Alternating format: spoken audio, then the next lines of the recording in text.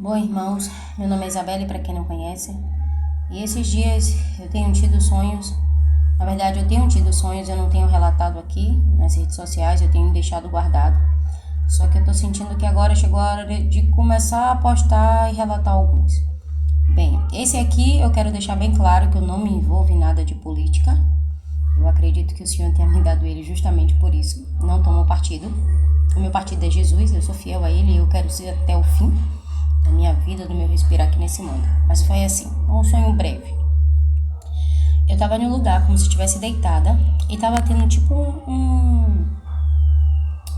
Era como se fosse um palco e aí tinha uns políticos ali em cima nesse palco. E eu, ao meu ver no sonho, eu já tava ali deitada, assim, em uma parte, tipo como se eu estivesse flutuando, não levitando, mas era assim no ar. Mas ao mesmo tempo eu já tava em pé, vendo de frente para esse palco. E tinham cristãos ali nele. E o discernimento que eu tive no sonho foi o seguinte, já na hora. Tinham cristãos ali, os que serviam e os que não serviam. E aquilo ali estava claro, estava nítido. Os que não serviam não tinham luz. Eram cristãos, mas não tinham luz.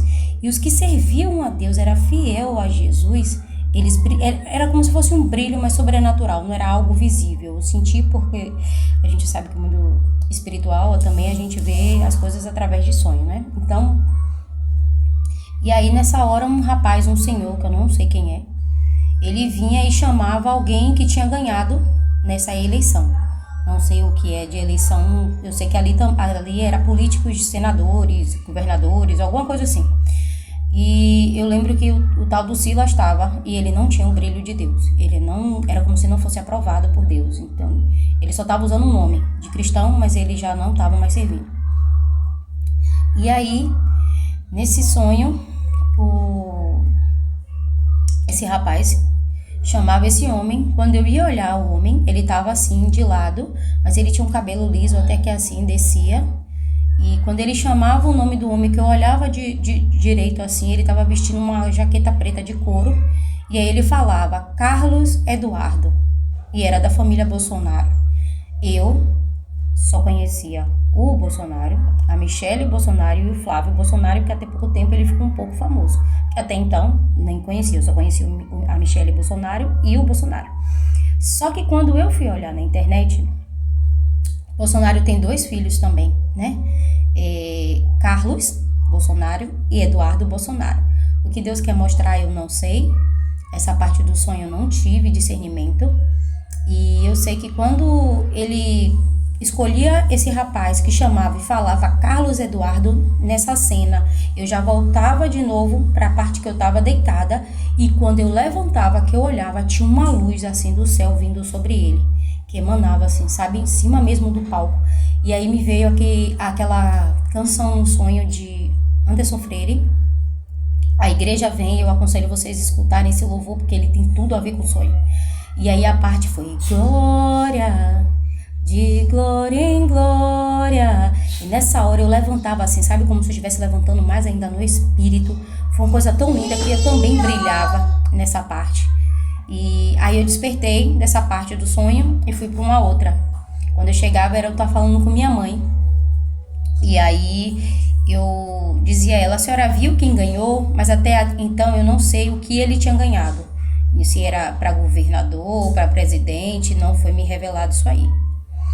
E também por ser nome de 2 pessoas da mesma família, né? Carlos e Eduardo são separados, mas no sonho ele chamava um homem só. Era o mesmo rosto da família Bolsonaro, que eu fui pesquisar depois. E aí eu dizia à minha mãe, a senhora viu quem ganhou? E ela dizia, não sei o que. Ela não tinha gostado assim, sabe, gente? Ela tá dormindo, vamos dizer, espiritualmente. E também não me cabe falar da parte que ela escolhe, porque cada um tem como é que diz? Não é nem livre-arbítrio, porque a gente não tem. Deus entregou os homens aos prazeres, né? Então as pessoas têm mania de dizer que é livre-arbítrio, mas não tem. Um cristão mesmo jamais pode dizer que tem livre-arbítrio, apesar a partir do momento, na verdade, que ele escolhe Yeshua como seu Senhor e Salvador de sua vida. Então ele não tem livre-arbítrio, ele é escravo por amor de Cristo, né? Então essa parte não me cabe julgar ela, mas foi a que Deus também me deu da revelação. E aí eu dava uma risadinha assim de canto, sabe? Porque eu vi que tudo aquilo era do Senhor que estava vindo. Então eu vim deixar esse relato aqui para vocês, lembrando mais uma vez que que eu não tomo partido, porque a gente sabe que quem controla os partidos são os senhores do mundo e o que eles querem? Dividir as pessoas, né? Como muitas coisas hoje em dia no mundo.